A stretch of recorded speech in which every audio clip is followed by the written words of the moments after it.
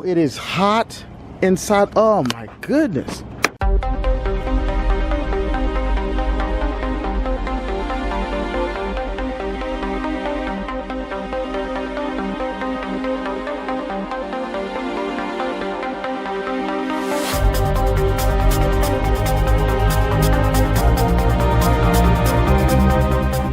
Hey everybody, this is Zoom360 here on the go, and today we're not quite on the go, but we currently have the opportunity to do a video. Well, the last vlog we were at White Sand National Park. Oh no, we were at Tucson, Arizona, visiting the mission at San Javier del Bac, and on our way back, Lucille, my beloved 2015 Hyundai Veloster, hit 150,000 miles. Woo! This is Zoom360 on the go, and we are smooth sailing, heading back to HQ from a quick road trip today. We spent the day at San Javier del Bac in Tucson, Arizona. We are currently at 149,999. We're about to hit 150,000 miles. I think that deserves a vlog. We're gonna do a vlog about, and there it is, 150,000 miles. We crossed another milestone with this car, because I think every 50,000 miles is a milestone to me. And we're gonna do a review of how the Veloster is holding up at 150,000 miles. And I couldn't pick a better place than on a road trip. I thought that this was a like a stepping stone or something like that. So because I always kind of want to do a review of the cars every 50,000 miles to see how the road tripping is holding up with them, and I thought to do that today. So we're gonna walk outside, and yeah, we're gonna talk about my 2015 Hyundai Veloster at 150,000 miles. Let's go. Gosh, it's still fairly warm.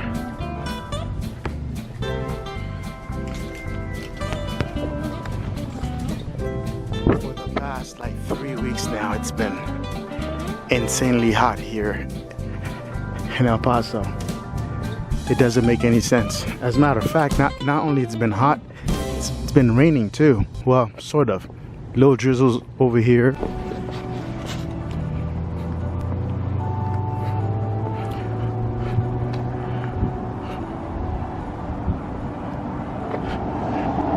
Oh, that's great. Look like somebody's four-wheeler. Here they are, the ladies of Zoom360 on the go. Man, we got so much things to do. Because I kind of wanted to use that space where this truck is parked, but whatever. Here are the ladies. Hello.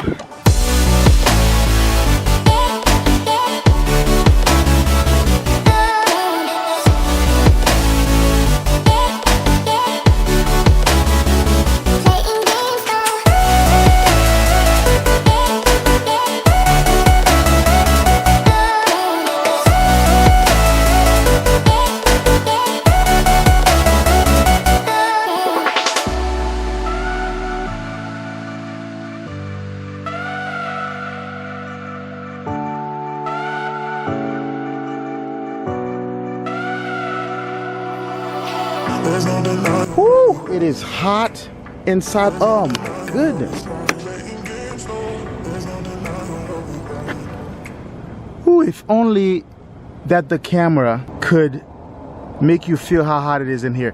Now, the reason why I have all this back here is because I do have a net for this car, but I don't want to install it just because it's due to go to the wrap shop soon.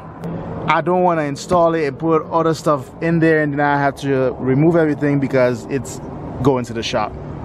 So one good thing about having 4 aftermarket wheels is that I can use one of the stock wheels has a spare. This car does not come with any spare. That is the one major fault. As you can see, is nothing down here, so, and there's nothing inside there. All you have through here is a pump and the tool for a tow, and that's it. Yeah, there's nothing, there's no spare wheel. There's not even a donut in here, which is crazy. I think that this car should come with something, so that if I have a something as simple, just something as simple as a flat tire should not leave me stranded with this car. It's ridiculous.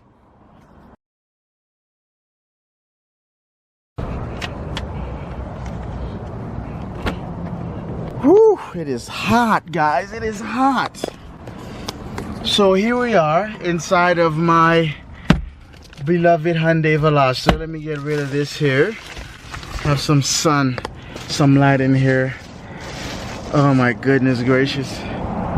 We've been having triple digits here in El Paso.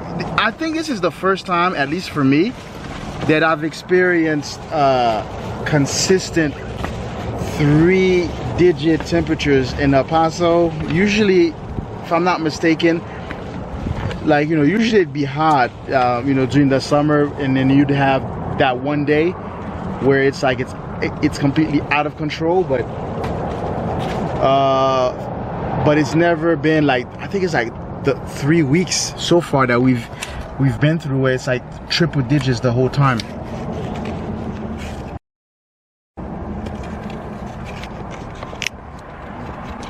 This is insane. The first thing I wanted to talk about concerning my Veloster reaching 150,000 miles is, first of all, I'm surprised that the manual transmission is still working. There's no problems with it. The clutch pedal is still fine, though the dealership did at some point find that the clutch line was leaking, and they fixed that, but the clutch still works fine. The one thing I noticed about the clutch pedal, not that there's anything wrong with it, is that, which I think is normal, is that now you have to press it down all the way down for the gears, for you to safely engage gears. When the car was newer, if you press the clutch like 3/4 of the way, you can still engage your gears fairly safely, but now it's like you have to press the clutch down 100%, which I think it's normal, because I expected the clutch to not behave the same way as it was brand new. So, but I am very impressed that the transmission is still working fine. There's no problems with the clutch in my transmission. So just because I was expecting it to already go out already, or probably have to be, like, you know, serviced, like, you know, half the parts, I don't recall what parts are there, but there are parts that do wear out, and I'm surprised that at 150,000 miles, because my transmission does have 150,000 miles, because my engine is not quite the case, but this is the original transmission from day one, and it's still working rather well. Now the next thing that I think is worth noting, granted, I understand that it's not going to be the case for every car, because I've been pretty careful with it, is the headliner. My headliner has for the most part remained pretty clean. There is an issue though. I think it's because of the humidity and the temperatures inside of the car through the years of ownership, where, let me see if I could show it. Okay, right there. So when you look at this right here, you can see, I'm not sure if it shows, but there's a line. You see that line right there? This is the line. So when this closes, this is where this meets the very edge right here. So it created a line. So I think it's because of the, like, you know, humidity and the heat and stuff like that through the years of ownership, which I was expecting that happening, and you So you will get that line. For those of you who have the roof, the panoramic roof, expect to have this line. I don't think there's anything that you could do about it. It's just going to happen. So that's what I noticed. But as far as everything else, yeah, you see that it's lined up correctly. As far as everything else in this headliner, it's pretty clean. Yeah, of course, granted, I really made sure that I did not mess with it too much. So I guess that's what happens when you do that. So that's the next thing that I noticed at 150,000 miles. So the next thing that I noticed as far as 150,000 miles of ownership, as the car's chassis is now 150,000 miles, is the seat. Now, I did mention this at 100,000 miles, and the seats have gotten worse. But it's just that I didn't expect them to get this bad, because the IS300, when it still had its factory seats, I was already at 200,000 plus miles, and it did not wear like that. But as you can see, all the years of getting in and out has caused this, which has gotten worse, and it has caused this too, because I had a habit of placing my finger right here as I climbed out and sit in the car. It kind of created that. Of course, you have some wear right here, which means that soon this will start to flake off and stuff like that. And the passenger seat also has some wear and tear, which is slowly getting worse. Now, I'm not too worried about this because what I'm really waiting for is for the shop that's gonna do the wrap of this car. Do it. As soon as they do it, soon enough, these seats will be completely reupholstered, and this will be dealt with as well. So I'm not really worried about it. But yeah, so as you can see, my seat got a lot worse from 100,000 miles to 150. So the next thing I want to talk about is the suspension. Surprisingly, it's doing okay. During my ownership, I did hit a street median pretty hard, just because that the dashboard of the Veloster sits really high, right? So I thought that I was cleared, but it turns out that I wasn't cleared, and I violently hit the median. It caused a loud bang. I'm shocked that I did not completely destroy my strut, but the suspension is still holding. There's not a whole lot of problems with it. There are some noises. I do get some noises when I'm turning the wheel all the way to right or all the way left, and if I'm backing out, but nothing to be worried about. Once this car gets wrapped, this car will be lowered. I am planning to take a major road trip sometimes in October. I'm not going to lower it because I realize that maybe it's best to keep it just as high. As you can see, this vehicle is really high, right? But so far, so good. The suspension is holding. Looks like it's gonna rain. Uh-oh, it's coming.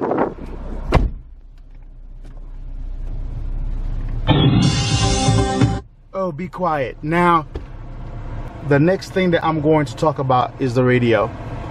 I've noticed some deterioration in the performance of the radio. This used to come and go between 0 to 100,000 miles, but I think it's fair to say between 150 and 100 and 150,000, it's completely gone. That feature from somehow is completely gone, because I looked in here, I didn't see any way to activate it or deactivate it. And I think it's the same deal with my Escort 360. I think eventually that these features, they just fry. When this was brand new, when you turn on the vehicle, when you saw the Veloster letters or word on the screen, the audio system, the sound system used to make a noise. It's like the noise that you get when you reboot your computer and your computer, you know, once it cuts back on, it goes like, you know, da-na-na-na. It used to do something similar, but throughout the years, it stopped. I don't know if it's a feature that can be turned on and off. I don't know.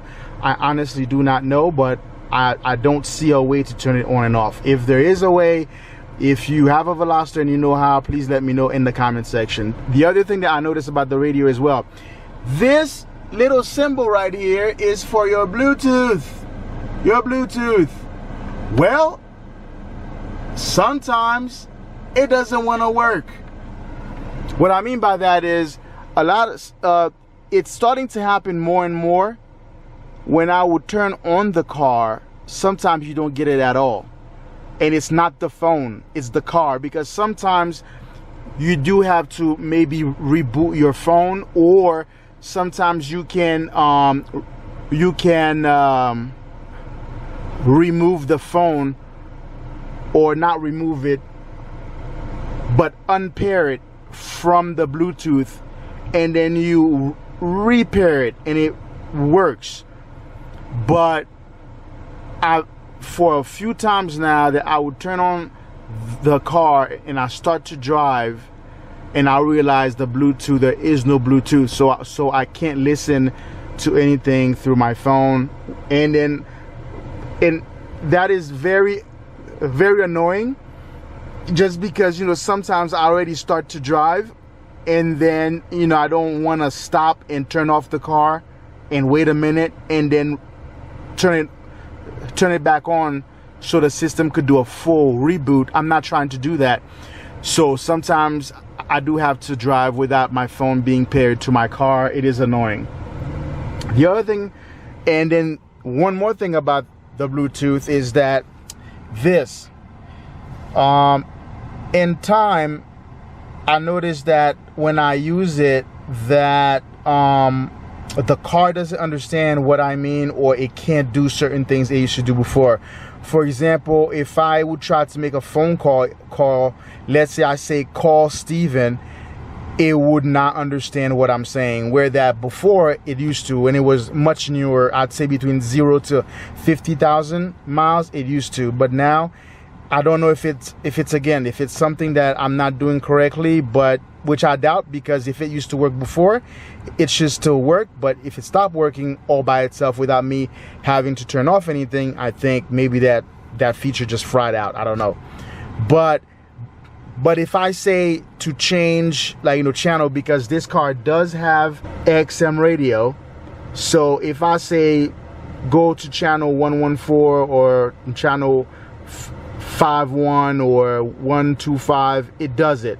But when it comes to making phone calls, not so much. So that's one thing that I noticed at 150,000 miles.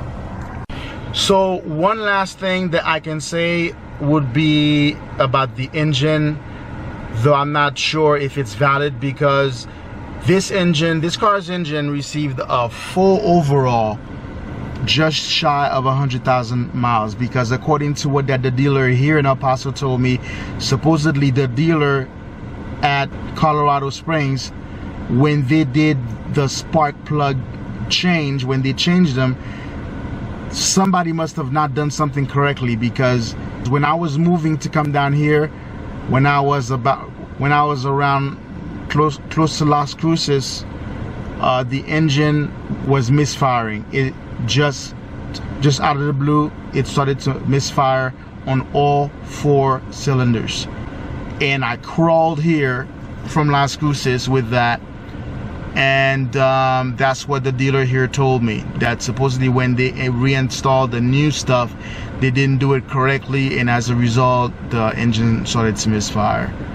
And so what they did is, supposedly me driving it from Las Cruces to here caused a lot of damage, so the car went through like an engine, it's fair for me to say that it was a complete overhaul, because they interchanged about $10,000 worth of parts under the hood. So So those parts obviously don't have 150,000 miles on them, but those parts are more like, I'd say 50,000 miles on them, but the performance is still there. But of course, this is a Hyundai Veloster. Granted, it's a turbo, but it's not a fast car. That's not why I bought it. It's actually doing a good job for what I bought it for, which is a daily driver, a road trip or two. That's it. You know, just a fun hatchback. But it's doing its job. So overall, I'd say it's hanging in there. One thing I'm very impressed with this car, and also the same with the IS300, because if you guys don't know, though granted that this car is a 01, but I think the 02s through 06s, they like to have something called sticky dash, which is where the dash, like you know, that area gets very, very sticky. But supposedly it's mostly on the 02s through 06s, but with this being an 01, it's still holding. The dash feels great. And surprisingly, with all the heat that we've been getting so far for the last 3 weeks in El Paso, this dash is holding on pretty well. This is not actually the heat. This is something that I did right there because I once placed some Velcro underneath my radar detector, and then I Velcroed it, and then the bottom had some glue, and I kind of glued it on top, which was really, really stupid of me because I should have bought the proper thing like this that I have now to hook on the windshield. But that's what I did. So that's it. That is my comprehensive review of my Veloster at 150,000 miles.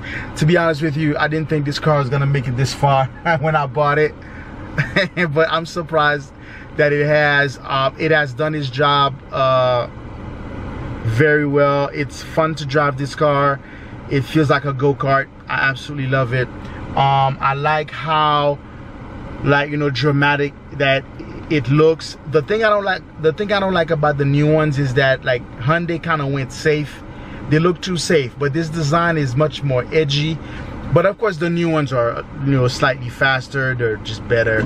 But yeah, so this is my Hyundai Veloster. We will be taking a road trip with this car pretty soon. There's one coming where we're going east. We're gonna be and our turnaround will be Massachusetts. Ugh. And the only reason why that we're going that far is because my sister lives there, so I am going to visit her, and then I will plan out the road to make sure that we stop by and see America in the process. And of course, in Zoom 360 fashion, I am taking you with me. So this is it for a video. I hope that you like this video. This is something I'm trying to do with both cars and the cars to come, is that every 50,000 miles I'm going to do a review just to show you guys how the car or cars are holding up. I just think it's part of the whole road trip thing. So yeah, so that is it for me. This is Zoom 360, inviting you to get up, get out and do it. Like, subscribe, and share. And I'm out.